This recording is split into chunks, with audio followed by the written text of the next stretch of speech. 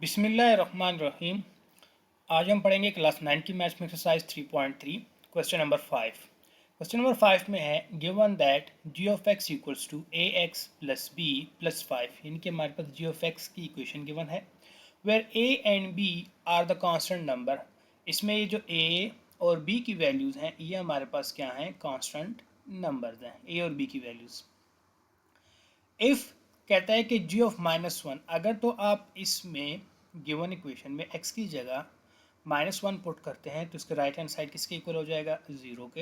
And if G of 2 equals to 10, अगर तो x की जगह हम 2 पुट करें तो राइट साइड किसके इक्वल हो जाएगा, 10 के। फाइंड वैल्यूज़ ऑफ ए और बी, हमें ए और बी की वैल्यूज़ फाइंड आउट करनी है।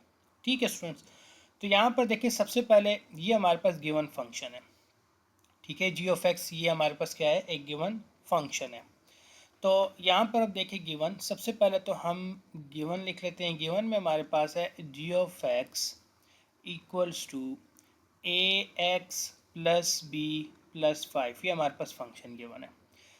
फर्स्ट क्या है कि अगर इसमें x की जगह -1 पुट करें तो किसके इक्वल हो जाएगा, 0 के। तो यहाँ पर देखिए if G of -1 equals to 0 then, ठीक है स्टूडेंट्स, यहाँ पर यानी कि x की जगह हम क्या पुट करेंगे, -1। तो जी ऑफ एक्स हमारे पास क्या है, ये है ना। अगर हम इस x की जगह यहाँ पर देखिए x की जगह क्या पुट कर लेंगे, -1, तो ये किसके इक्वल हो जाएगा, 0। तो यहाँ पर देखिए सिंपल, अब हमने क्या करना है, ये जो हमारे पास फंक्शन गिवन है इसमें x की जगह -1 पुट कर देना है। यहाँ पर देखिए आपके पास क्या आ जाएगा, a -1 plus B plus 5 equals to 0। ठीक है, इसको हम सॉल्व कर लेते हैं। ए और -1 को मल्टीप्लाई करें तो -a प्लस बी, और साथ ही मैं क्या करता हूँ, इस 5 को to the right side shift कर देता हूँ तो ये बन जाएगा -5। ठीक है, तो हमारे पास एक इक्वेशन बन गई। अब सेकंड कंडीशन हमारे पास क्या है कि जी ऑफ 2, यानी कि फंक्शन में x की जगह 2 पुट करना है। तो यहाँ पर देखिए if G of 2 equals to 10, अब जो हमारे पास गिवन फंक्शन है यहाँ पर देखिए x की जगह पहले हमने -1 पुट किया था ना, अब पुट करेंगे 2। तो देखिए आपके पास क्या बन जाएगा, a x की जगह 2 plus B plus 5 equals to 10। 2 और a को मल्टीप्लाई करें तो क्या हो जाएगा, 2a प्लस बी, साथ ही इस 5 को शिफ्ट कर दे to the right hand side तो क्या बन जाएगा, 10 माइनस 5। ठीक हो गया, तो फाइनल इक्वेशन क्या बनेगी, 2a plus B equals to 10 से 5 माइनस करें तो आपके पास क्या रह जाएगा, 5। तो ये आपके पास सेकंड इक्वेशन बन गई। ठीक हो गया स्टूडेंट्स ना। अब इसके बाद देखिए आपने क्या करना है, हमने ए और बी की वैल्यूज़ फाइंड करनी है ना। तो मैं इक्वेशन 1 को और इक्वेशन 2 को सब्ट्रैक्ट कर देता हूँ।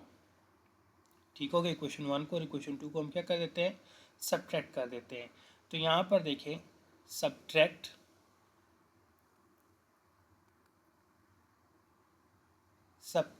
Equation 1 from equation 2। ठीक हो गया। अब देखिए इससे पहले वीडियो में मैंने बताया था फ्रॉम इक्वेशन 1 टू इक्वेशन 2 है ना, तो मतलब कि पहले हम इक्वेशन 2 को लिखेंगे फिर इक्वेशन 1 को लिखेंगे, ये इस तरीके से सब्ट्रैक्शन होगी। ठीक है, पहले इक्वेशन 2 आएगी, ठीक हो गया, फिर इक्वेशन 1 आएगी। अगर आपने लिख दिया ना फ्रॉम 2 टू 1, फिर इक्वेशन 1 पहले आएगी, बाद में इक्वेशन 2 आएगी। ठीक है, इस बात का आपने ख्याल रखना है। तो यहाँ पर देखिए फ्रॉम 1 फ्रॉम 2 है ना, तो पहले हम 2 लिखेंगे। तो इक्वेशन 2 का आपके पास लेफ्ट हैंड साइड क्या है, ये 2a प्लस बी है ना, तो यहाँ पर आ जाएगा 2a प्लस बी। ठीक है, ब्रैकेट में लिख ले, फिर माइनस का साइन लगा ले, फिर आपके पास क्या आ जाएगा, फर्स्ट इक्वेशन का लेफ्ट हैंड साइड क्या है, -a प्लस बी। तो यहाँ पर -a plus B equals to, अब आ जाए इक्वेशन 2 के राइट साइड पे, पहले वो लिखना है, वो क्या है हमारे पास 5, माइनस का साइन आएगा, और इक्वेशन 1 के राइट साइड पे -5 है तो इसको हम ब्रैकेट में लिख लेंगे। ठीक हो गया। नाउ नेक्स्ट स्टेप देखें, ब्रैकेट्स को रिमूव करें तो ये 2a plus B as it is, minus minus multiply क्या हो जाएंगे, प्लस a, फिर ये माइनस और ये प्लस, तो माइनस प्लस माइनस ठीक है, b अपनी जगह पे इक्वल्स टू 5, तो माइनस और माइनस मल्टीप्लाई क्या आते हैं +5।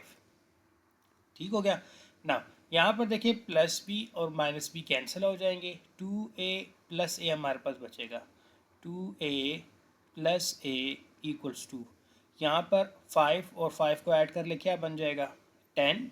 ठीक है, तो 2a प्लस 1 मतलब कि 1a, यहाँ पर इसके साथ 1 है, तो इन दोनों को ऐड करें तो क्या बन जाएगा 3a इक्वल्स टू 10।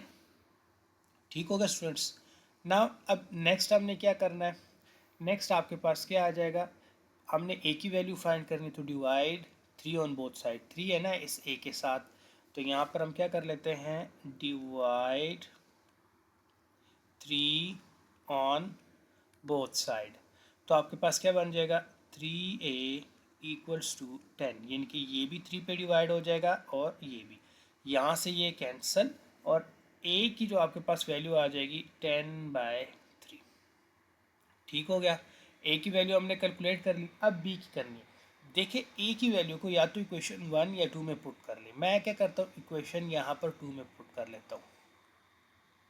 ठीक है, तो देखिए आपके पास क्या आ जाएगा, इक्वेशन 1 में पुट कर ले या 2 में पुट कर ले, चले 1 में पुट कर लेते क्योंकि 1 में पुट करना थोड़ा इजी है। तो यहाँ पर देखिए put a equals to 10/3 in equation 1। Equation 1 हमारे पास देखिए क्या है, मैं यहाँ पर लिख लेता हूँ -a plus B equals to -5, ये इक्वेशन 1 है। ठीक है, तो a की जगह क्या आ जाएगा माइनस अपनी जगह पे ये वाला, ठीक है, a की जगह आ जाएगा 10/3 प्लस बी इक्वल्स टू -5। ठीक है, अब -10 को शिफ्ट कर दे to the right hand side, तो ये बन जाएगा -10/3 को इसको शिफ्ट कर दे to the right hand side, तो b इक्वल्स टू -5 प्लस 10/3। अब हमने क्या करना है इसका एलसीएम ले लेना है, तो एलसीएम हमारे पास क्या आएगा 3, क्योंकि डिनोमिनेटर में सिर्फ 3 लिखा हुआ है।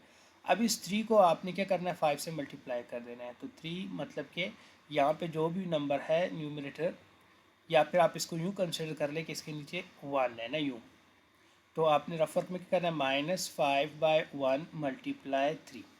ठीक है, तो इससे क्या आ जाएगा आपके पास 3 5 15, साथ माइनस का साइन भी, तो -15, तो यहाँ पर आपने लिख लेना है -15। फिर ये वाला प्लस का साइन है, प्लस लगा ले, ये 10/3 को इस एलसीएम के साथ रफ वर्क में मल्टीप्लाई करें, 3 और 3 कैंसिल, तो क्या बचा 10, तो यहाँ पर हम क्या लिखेंगे 10। ठीक हो गया स्टूडेंट्स, तो अब इसके बाद नेक्स्ट फर्दर देखें आपके पास क्या आ जाएगा, तो -15 प्लस 10, तो इससे क्या आता है -5/3, तो मतलब b की वैल्यू भी हमारे पास क्या आ जाएगी -5/3।